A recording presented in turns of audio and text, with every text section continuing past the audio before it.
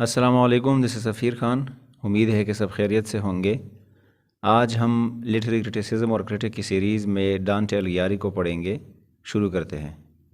ڈانٹے الغیاری کو بعض لوگ ڈانتے بھی کہتے ہیں، جو کہ اٹلی کے شہر فلورنس میں پیدا ہوئے تھے مڈل ایجز کے دوران۔ ایک اولڈ ایجز ہے جس میں ہم نے لونجائنس اور پلوٹائنس کو پڑھا، کرٹکس کو، جو فیمس کرٹکس ہے، اور یہ مڈل ایجز میں آتا ہے۔ اس کے بعد ہم ماڈرن ایجز میں جتنے بھی کرٹکس ہے وہ پڑھیں گے، اور یہ مڈل ایجز کے ایک فیمس، بہت زیادہ فیمس، بلکہ سب سے زیادہ فیمس کرٹک مانے جاتے ہیں لونگائنس یا پلوٹائنس کے بعد۔ ڈانٹے کا جو کنسرن تھا وہ صرف لینگویج پہ تھا، کہ پراپر لینگویج پوئٹری کے لیے کیا ہے، وہ ہم آگے پڑھیں گے، ڈسکس کریں گے۔ جس طرح پلوٹائنس نے بھی اس چیز پہ بہت غور کیا ہے اور اس چیز کو ہی مد نظر رکھ کے انہوں نے اپنے کرٹیسزم کی ہے۔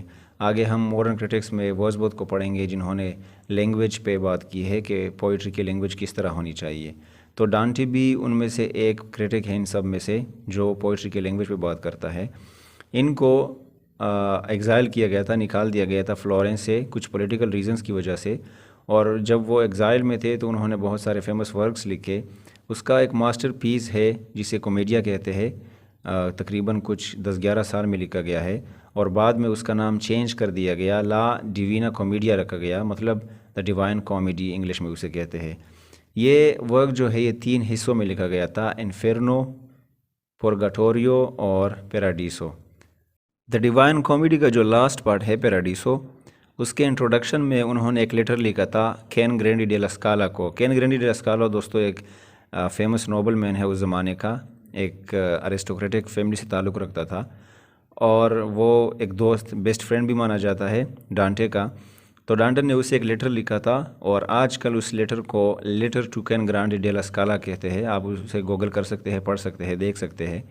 یہ لیٹر جو ہے اس میں لینگویج کے بارے میں بات کی گئی ہے، کہ جو لینگویج عام لوگ استعمال کرتے تھے، اس میں 2 قسم کے ڈائلیکٹس ہیں لیٹن میں۔ ایک جو چرچ ڈائلیکٹ ہے، چرچ کا جو تھا، جو پریسٹ وغیرہ استعمال کرتے تھے، اور دوسرا جو کامن لوگ جو استعمال کرتے تھے، اس کو دا وولگر ٹانگ یا پھر ورناکیولر کہتے ہیں۔ کسی نے اگر لنگوسٹکس پڑھی ہو تو سائیکو یا پھر سوشیو لنگوسٹکس میں اس کی بات ہوئی ہے۔ تو ورناکیولر جو ڈائلیکٹ ہے اس کو ڈانٹے نے ایک اپروپریٹ، ایکسیپٹیبل اور ایک بیوٹیفل لینگویج فار رائٹنگ کے لیے کہا ہے، کہ مطلب جو عام لینگویج ہے، جس طرح بعد میں ولیم ورڈزورتھ بھی کہتے ہیں کہ مین ٹو مین اس طرح کی کامن لینگویج ہونی چاہیے۔ تو یہ بھی کہتے ہیں کہ جو عام لوگ بولتے ہیں، وولگر لینگویج ہو جسے آپ فضول کہہ سکتے ہیں، کامن جو فارمل زیادہ نہ ہو، انفارمل ہو، یا ورناکیولر جو ڈائلیکٹ ہے، اس میں اگر کوئی رائٹر لکھ رہا ہے تو وہ اچھا کر رہا ہے، پوئٹری کے لیے یہ بیسٹ ہے۔ اس کے وقت سے پہلے لیٹن جو تھا وہ یونیورسل لینگویج تھا، ہسٹری، چرچ ڈاکومنٹس یا پھر گورنمنٹ ڈگریز وغیرہ کے لیے استعمال ہوتا تھا، اور یہ جو پاپولر ورکس ہوتے تھے لٹریچر کے، یہی صرف وولگر لینگویجز میں آتے تھے۔ مطلب جو پوئٹس وغیرہ ہوتے تھے جو کم لکھتے تھے، شاعر اور رائٹرز حضرات اس زمانے میں اتنی زیادہ تھے بھی نہیں، کم ہوتے تھے، تو وہی جو ہے وہ وولگر لینگویج میں لکھتے تھے۔ ڈانٹے کے ورک سے ہمیں یہ بھی پتہ چل جاتا ہے کہ انہوں نے بہت سارے ملٹیپل لیولز کے انٹرپریٹیشنز استعمال کیے ہیں۔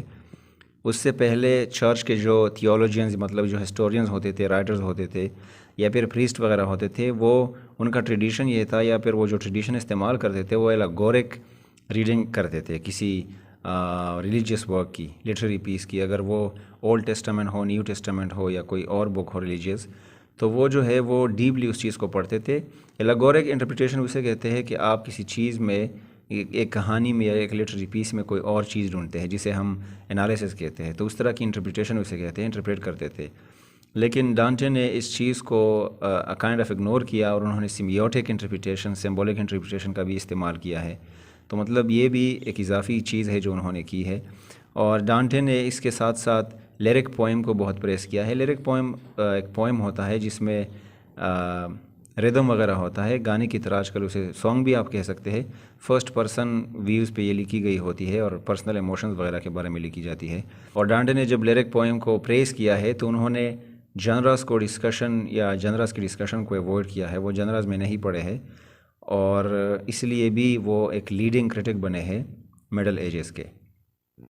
انہوں نے کامن جو لینگویج ہے لوگوں کی، اسے ایکسیپٹیبل قرار دیا ہے لٹریچر کے رائٹنگ کے لیے، اور اس لیے اس کے بعد بہت سارے ورکس جو ہے وہ زیادہ تعداد میں ملے. لوگ جو کامن لوگ تھے جو اس سے پہلے سمجھتے تھے کہ ہم وہ فارمل لینگویج میں نہیں لکھ سکتے، حالانکہ وہ پیدائشی شاعر بھی ہو سکتے تھے، تو اس کے بعد جب ڈانٹے نے کہا کہ it's perfect for writing literature, یہ جو کامن لینگویج ہے، تو اس کے بعد ان لوگوں نے بھی لکھنا شروع کر دیا اور بہت سارے ایور انکریزنگ آڈینس نے لٹریچر کو پایا، بلکہ لٹریچر بہت زیادہ تعداد میں بڑھ گیا پھر.